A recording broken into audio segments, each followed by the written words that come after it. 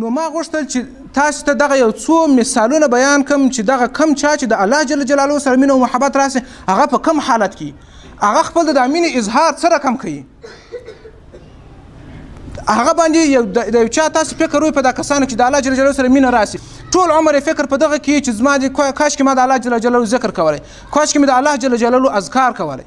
کاشکې مې د الله جل جلاله عبادت کولی نن ټوله غواړم چې خبره خاص او خاص پر دغه باندې وکړم چې موږ او تاسې څه رقم الله جل جلاله ته ځان ورنږدې کړو ولې موږ او تاسې پر عبادت باندې شوق نه راځي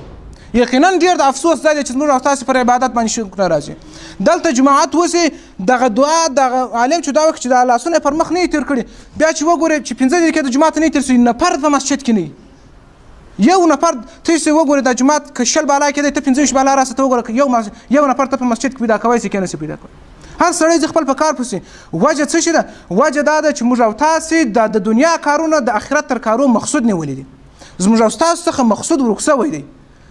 موږ او تاسو ته نفر په کار دی چې زموږ او تاسو مقصود په لاس راکړي چې دغه ستا مقصد دی الله جل جلاله په قرآن عظیم شان کې فرمایي وایي ما خلقت الجن والانس الا لیعبدون وایي ما نه دي پیدا کړي جنیات او انسانات مګر د عبادت لپاره یې پیدا کړي دي تاسې ګورئ په دغه مخکې وختو کې دا طلبه کرامو د دې علم سره ډېر محبت درلودی هر رقم مشکلات ورته واقع وو دا طالب چې به د کوره راوتلی وای څو تر مدرسې پورې زر رقمه مشکلات ورته متوجه وه د هرې خوا هم د اقتصاد خوا مشکلات ورته راځي هم د حکومت ته خوا هم د ولږې د تونې د هره خوا مشکلات ورته متوجه خو بیا هم د طالب ځان و د خپل مقصد ته رارسوي وجه چې شوه وجه دا و چې د مینه او محبت دغه سره پیدا سوی و تاسې ګورئ محترمینو دغه زموږ او ستاسې دغه عوام وروڼه دغه ایران ته چې سفر کوي دا ګورئ زه خو نه یم تللی خو دا چې د خلکو څخه مې اورېدلی دي ډېر سخت سفر دی دا ډېر سخت سفر دی د یو بل چا وطن چې پر لارې باندې خواري موږ او تاسې لیدلي چې خلک هم مړه سوي دي خوارۍ هم پر راغلي ورک سوي دي بندیان سوي دي دا دونه مشکلات یو څوک د ځان دپاره پر ځان باندې ولې زغمي په هر یو په دغه پوهېږي چې پر دغه لارې باندې مشکلات شته پر دغه لارې باندې مرګ شته پر دغه لارې باندې درد شته توند شته زحمت شته خواري شته بې عزتي شته پر دې لارې باندې بیا ولې دا خلک ځي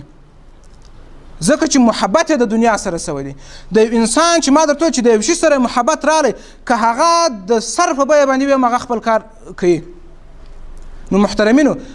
ګورئ زموږ او ستاسو د دنیا سره مینه او محبت راسي یا د الله جل جلاله د یو بنده سره مینه او محبت راسي موږ او تاسو کم خواري او کم تکلیف پر ځان خبرو نو کله چې مو د الله جل جلاله سره مینه او محبت راسي بیا دا د سر قرباني هم راته هېڅ ده بیا بند هم راته هېڅ دی بیا درد هم راته هېڅ دی بیا هره خوا هر مشکل او هر درد بیا راته هېڅ دی د دې هر مشکل او د هر درد څخه بیا خوند اخیستل کېږي